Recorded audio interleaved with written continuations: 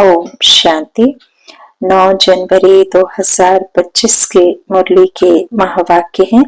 आज के मधुर मुरली के सार में मीठे मीठे प्यारे प्यारे श्री बाबा ने कहा, मीठे बच्चे, तुम्हें विकर्मों की सजा से मुक्त होने का पुरुषार्थ करना है। इस अंतिम जन्म में सब हिसाब किताब चुकता कर पावन बनना है। प्रश्न, धोखेबाज माया कौन सी प्रतिज्ञा तोड़वाने की कोशिश करती है? उत्तर, तुमने प्रतिज्ञा की है, कोई भी देहधारी से हम दिल नहीं लगाएंगे। आत्मा कहती है हम एक बाप को ही याद करेंगे, अपनी देह को भी याद नहीं करेंगे, क्योंकि ये देह भी तो धोखेबाज ही है, ये भी तो छोड़ देगी साथ। बाप देह सहित सबका संन्यास कराते हैं बुद्धि से, परंतु माया यही प्रतिज्ञा तुड़वाती है।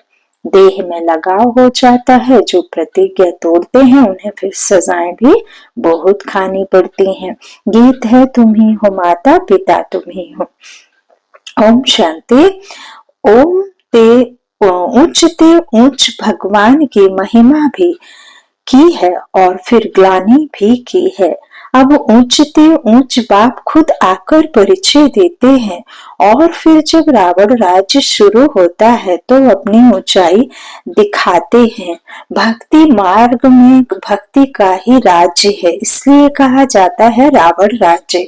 बाबा कहते हैं वह राम राज्य, यह रावण राज्य। राम और रावण की ही भेंट की जाती है, बाकी वह राम तो त्रेता का राजा हुआ, उनके लिए नहीं कहा जाता है। रावण है आधा कल्प का राजा, ऐसे नहीं कि राम आधा कल्प का राजा है, नहीं। यह डिटेल में समझने की बातें हैं, बाकी वह तो बिल्कुल सहज बात है समझने की।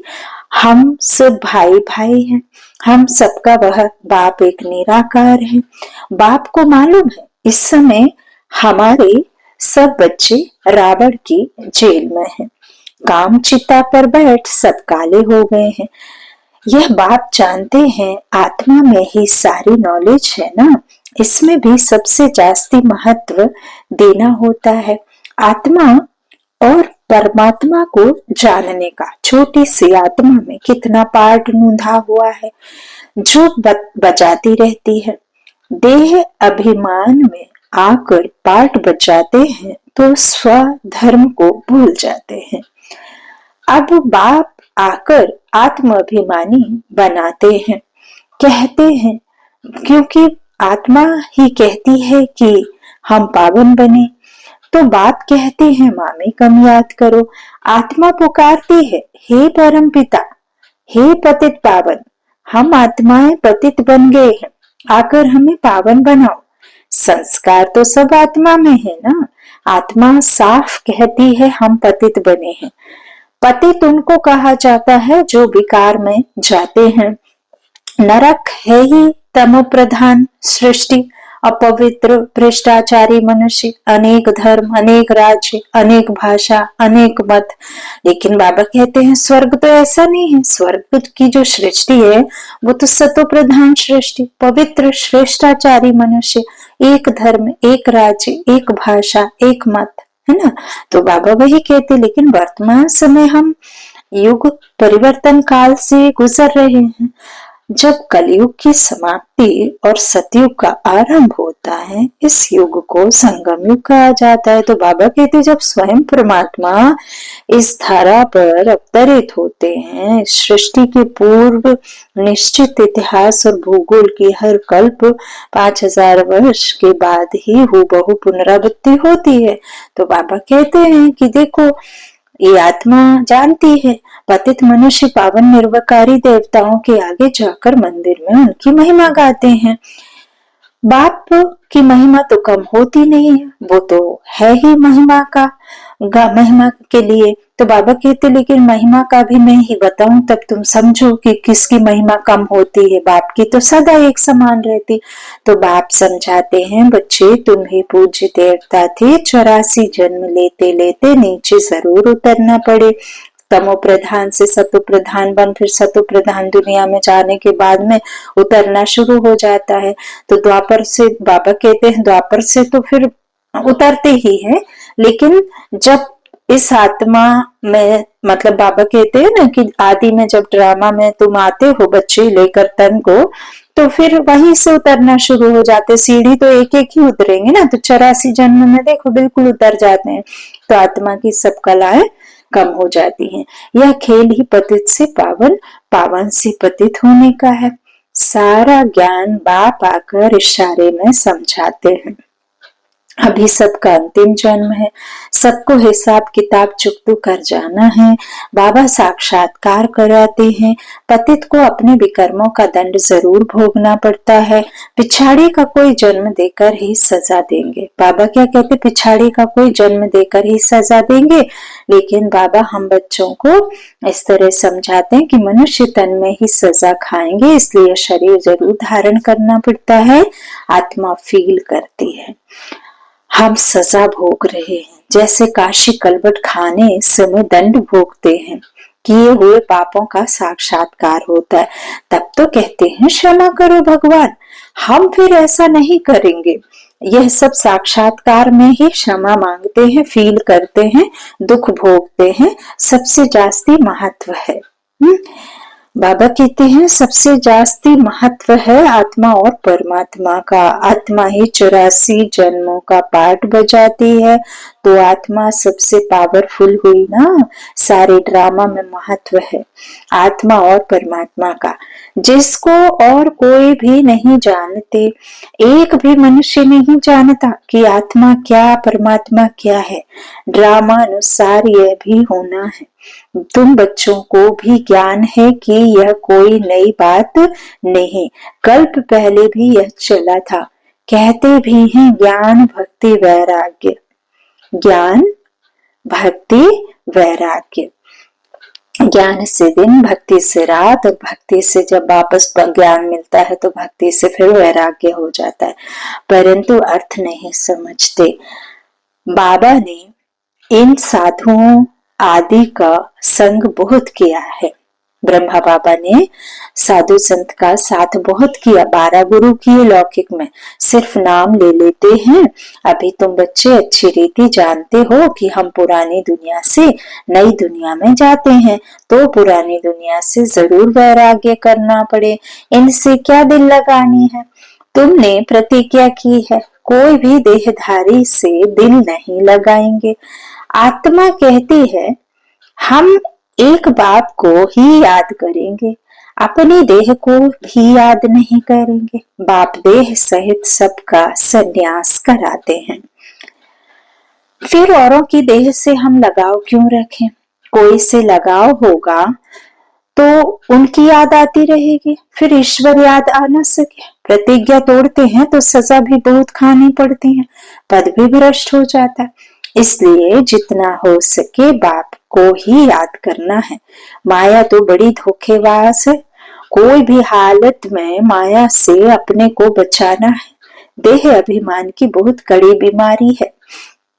बाप कहते हैं अब देही अभिमानी बनो, बाप को याद करो तो देह अभिमान की बीमारी छूट जाए। सारा दिन देह अभिमान में रहते हैं, बाप को याद बड़ा मुश्किल करते हैं। बाबा ने समझाया है हथ कारडे दिल यार दे, हाथ से काम करो और दिल को अपने बाप के पास रखो। तो मन से उसे याद करते रहो, हाथों को कर्म करने दो। जैसे आशिक माशूक धंधा आदि करते भी अपने माशूक को ही याद करते रहते हैं। अब तुम आत्माओं को परमात्मा से प्रीत रखनी है तो उनको ही याद करना चाहिए ना। तुम्हारी एम ऑब्जेक्ट ही है कि हमको देवी देवता बनना है, उसके लिए पुरुषार्थ करना है।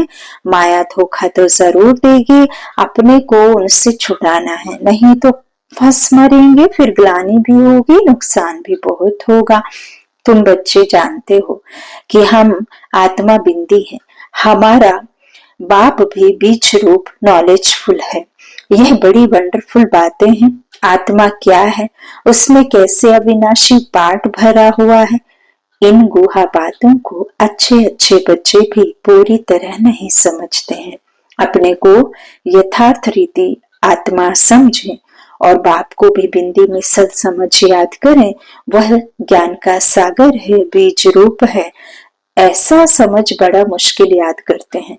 मोटे ख्यालात से नहीं, इसमें महीन बुद्धि से काम लेना होता है। हम आत्मा है, हमारा बाप आया हुआ है, वह बीज रूप आत्मा, बीज रूप नॉलेजफुल है, हमको नॉलेज सुना रहे हैं। धारणा भी मुझ छोटी सी आत्मा में होती है। ऐसे बहुत हैं जो मोटी रीति सिर्फ कह देते हैं आत्मा और परमात्मा, लेकिन यथार्थ रीति बुद्धि में आता नहीं है ना। से तो मोटी रीति याद करना भी ठीक है, परंतु वह यथार्थ याद जास्ती फलदायक है। वह इतना उच्च पद पा नहीं सकेंगे, इसमें बड़ी मेहनत है। मैं आत्मा छोटी सी बिंदु हूँ, बाबा भी इतनी छोटी सी बिंदु है। मैं आत्मा भी शांत स्वरूप हूँ, बाबा भी शांति का सागर है। मैं आत्मा शांति धाम की रहने वाली, बाबा भी शांति धाम का रहने वाला। तो ऐसे इमर्ज करते रहो, प्रैक्टिस करते रहो, तो वो स्मृति में सदा रहेगा। फिर वही संस्कार भी बुद्धि में आकर बनने लग जाएगा। मन बुद्धि संस्कार कहते, तो उनमें सारा ज्ञान है बाबा में, और आत्मा में भी बाबा ने जो दिया है वही आत्मा लेकर ज्ञान भर लेती है। तो यह भी यहाँ तुम बैठे हो तो कुछ बुद्धि में आता है, लेकिन चलते फिरते यह चिंतन रहे, सो नहीं भूल जाते हैं। सारा दिन वही चिंतन रहे, यह है सच्ची सच्ची याद। कोई सच बताते नहीं कि हम कैसे याद करते हैं, चार्ट भर भेजते हैं, परंतु यह नहीं लिखते कि ऐसे अपने को बिंदी समझ और बाप को भी बिंदी समझ याद करता हूँ। सच्चाई से पूरा लिखते नहीं हैं, भल बहुत अच्छी अच्छी मुरली चलाते हैं, परंतु योग बहुत कम है, देह अभिमान बहुत है। इस गुप्त बात को पूरा समझते नहीं, सिमरण नहीं करते हैं। याद से ही पावन बनना है। पहले तो कर्मातीत अवस्था चाहिए ना, वही ऊंच पद पा सकेंगे। बाकी मुरली बजाने वाले तो ढेर हैं दुनिया में। बाबा ने देखो कितने सारे जगह से, कितने तरह से और कितने तरीकों से बाबा ने अपना, कहते ना कि कोर्स कर लो फिर तो मुरली मिल ही जाएगी, तो कैसे न कैसे कहीं ना कहीं से मिल ही जाती है। तो लेकिन बाबा जानते हैं योग में रह नहीं सकते, विश्व का मालिक बनना कोई मासी का घर थोड़े ही है। वह अल्पकाल के मर्तबे पाने के लिए भी कितना पढ़ते हैं, सोर्स ऑफ इनकम अब हुई है।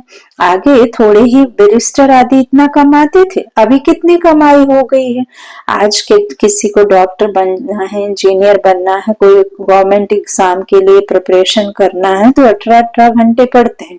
बाबा तो हमको क्या कह रहा है कि 1 घंटे की ये मुरली पढ़ लो, सुन लो, बाबा की रोज की जो आत्मा का भोजन दिया है वो कर लो, और फिर बस उसको चिंतन करो। और तो कुछ कहता नहीं है कि दुनियादारी छोड़ दो या कुछ करो। हाँ, बस अपने मन को अच्छा रखने के लिए, स्वच्छ बनने के लिए, स्वच्छ बनाने के लिए इसी का चिंतन करते रहो।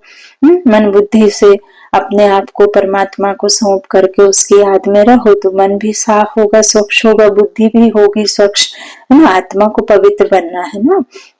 तो बाकी तो बाबा कहते ढेर हैं मुरली चलाने वाले, तो लेकिन बाबा जानते हैं ऐसे नहीं। तो विश्व का मालिक बनना थोड़ी ना इतना आसान है, वह अल्पकाल के मर्तबे के लिए कितना पढ़ते हैं, है ना। अच्छा, तो बच्चों को अपने कल्याण के लिए एक तो बाप को, एक तो अपने को आत्मा समझ यथार्थ रीति बाप को याद करना है। जब तक आप खुद के उस निराकार स्वरूप में नहीं आएंगे, तब तक वो निराकार याद भी नहीं आएगा। बाबा कहते हैं उसी समान बनना है, तब उसको याद कर पाओगे।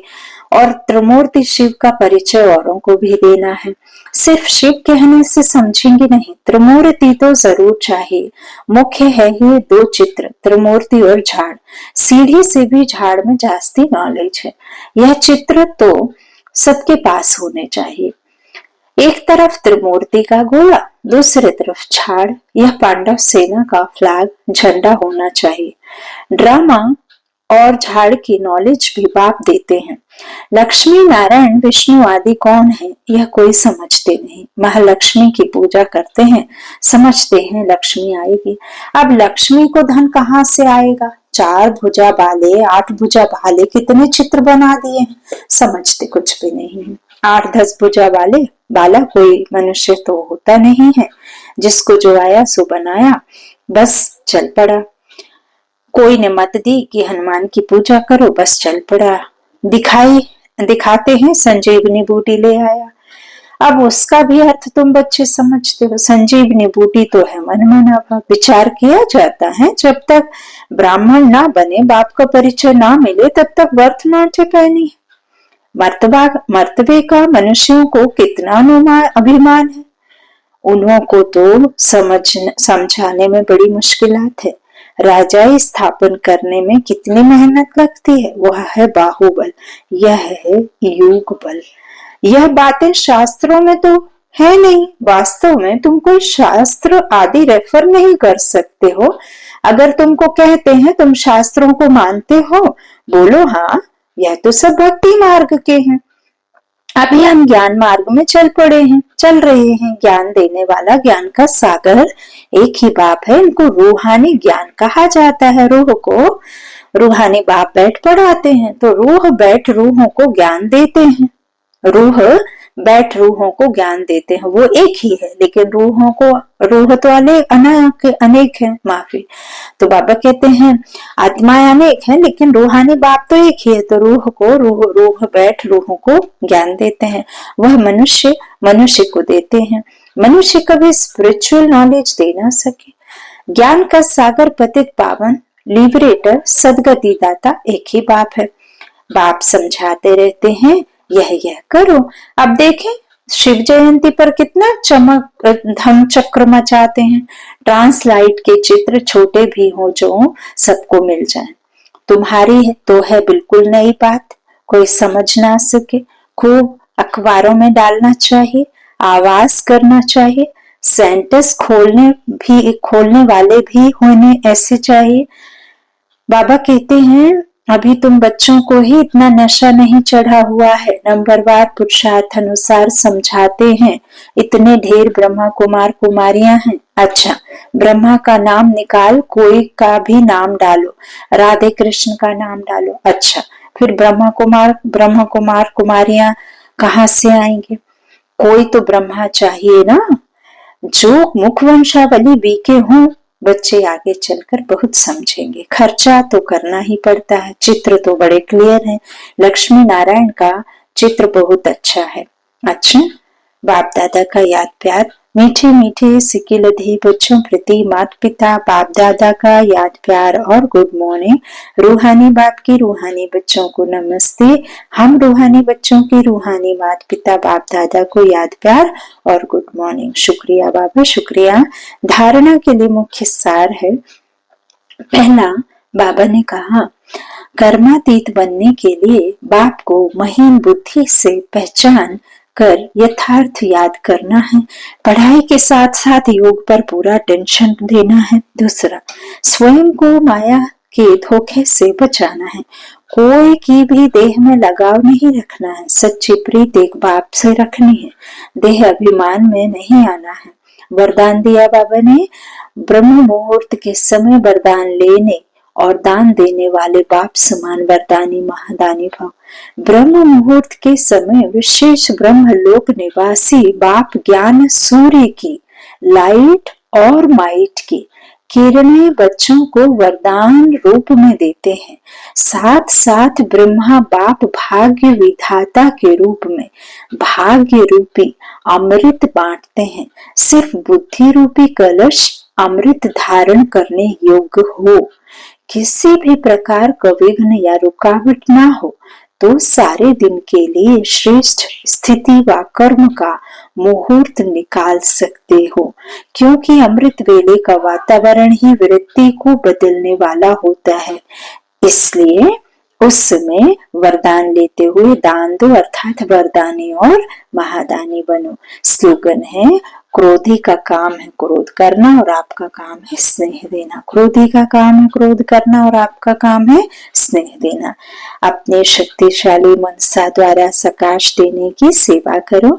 अब स्व कल्याण का ऐसा श्रेष्ठ प्लान बनाओ जो विश्व सेवा में सकाश आपे ही मिलता रहे। अभी उमंग उत्साह से अपने मन में यह पक्का वायदा करो कि हम बाप समान बनकर ही दिखाएंगे। ब्रह्मा बाप का भी बच्चों से अति स्नेह है, इसलिए एक एक बच्चे को इमर्स कर विशेष समान बनने की सकाश देते रहते हैं। अच्छा, ओम शांति।